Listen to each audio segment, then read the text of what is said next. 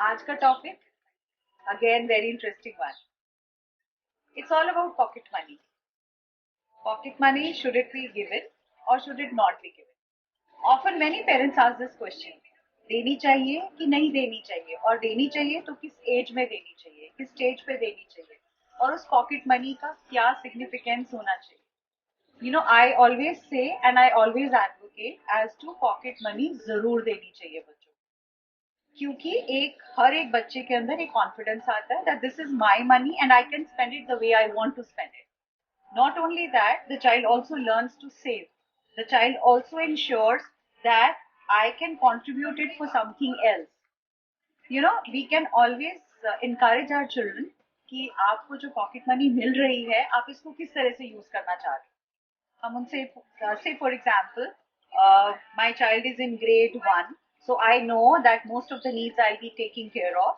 So somewhere around 200 rupees a month would be more than enough for a child of grade 1 or 2. In which, if we are giving 200, then we should tell the child that you need to pen down whatever you are spending that money on. And towards the end of the month, we can always sit down and reflect in a fun and a jolly manner that this money is being spent on this thing. Similarly, when the child grows up, and if it is, say for example, 500 rupees for a child in grade 4, 5, 6, then that 500 needs to be justified on behalf of the child कि मैंने वो कहाँ खर्चे और कैसे खर्चे. तो जब हम इस बारे में बात करते हैं तो मुझे अपने एक बचपन की एक छोटा सा इंस्टेंस है जो मुझे ध्यान में है, हमेशा रहता है हमेशा.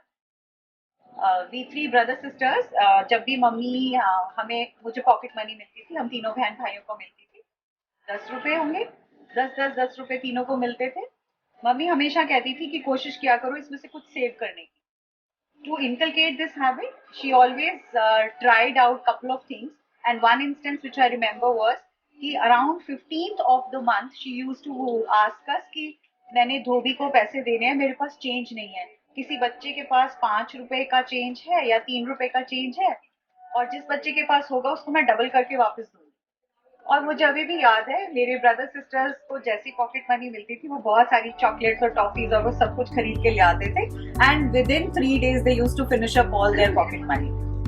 When I was one of those कंजूस काइंड्स, बनिया बुलाते थे मुझे सारे बचपन में, और मैं हमेशा उसमें से 2 रुपए खर्च के बाकी 8 रुपए बचा के रखती थी.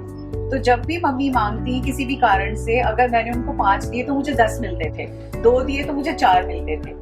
तो मुझे अभी भी ध्यान में यही आता है कि that was probably one way through which she taught me to save, accumulate it, and also to take out some money for charity. So, what we can do is we can tell our children to create 3 kinds of jars. There could be jars, or there could be small envelopes, or there could be small bottles or small piggy banks, और तीनों पे वो कुछ लिख दें. First लिखे save, second लिखे spend, and third they can write charity. So suppose आपने उनको 500 रुपए दिए हैं, तो आप उनको बोलो बेटा उस 500 रुपए में से आप बताओ आप इस मंथ में कितना बचाओगे. So if the child says मैं 100 बचाऊंगा या 200, we can start from a lower amount and then we can go higher. Second one could be कि मैं उसमें से इतना अपने ऊपर खर्चूंगा, that child can say. And charity, always remember that we have to teach charity from the beginning. तो जब हम शुरू से बोलेंगे आपने अगर 100 रुपए चैरिटी में रखे हैं, जब आपके वो 1000 हो जाएंगे, चलो let's go and do it from your own side. तो जब वो बच्चा पैसे अपने 1000 रुपए इकट्ठे निकाल के चैरिटी करेगा, उसके अंदर वो जो एक गिविंग बैक की फीलिंग आएगी और जो वो प्यार आएगा और जो अपनत्व आएगा, that can not replace anything else. And couple of very very important things which we need to understand. If we are giving pocket money, that doesn't mean कि pocket money तुम जो मर्जी खर्चो और फिर जब भी बच्चा कहीं जा रहा है वो ये बोले कि मेरे को ये भी दिला दो, ये भी दिला दो, ये भी दिला दो. नहीं, you will say ये आपकी पॉकेट मनी है, इसमें से आपने अपना पर्सनल खर्चा इतना है, तुम उसी में से अपने पैसे निकालो, अपने साथ रखो, हम जा रहे हैं, उतने पैसों में से ही कुछ खरीदोगे. क्योंकि जब आप खरीद के दे रहे हो तो उसको ना उसका एहसास होगा ना वो दर्द होगा. लेकिन जब आप वो बच्चा खुद से खरीद रहा है, तो अगर उसके हाथ में 200 है तो for sure the child will not spend more than 100 because the child will say कि नेक्स्ट टाइम के लिए मेरे पास नहीं बचेंगे. So try and inculcate this habit of giving pocket money and spending it judicially and making the child understand that. और थोड़े जब बड़े होने लगते हैं तो उसके बाद आप उसका एक अकाउंट खुलवा सकते हो बच्चे के साथ. Then you can start making him understand. You can get a debit card issued once the child is of grade 8 or 7, so that the child knows that that debit card means that my account has only this much and I can spend only this much. So gradually we can take it forward. So I hope आज का ज्ञान भी interesting था.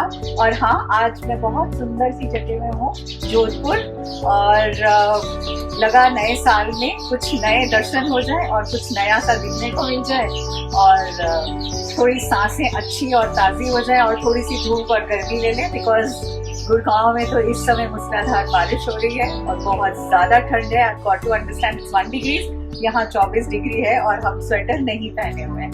सो it's all the fun. Enjoy and have a lovely, blessed, lovely year. God bless you. Happy New Year and stay blessed. Thank you. This is Neeti Kaushik in Nitty Gritty with Dr. Neeti.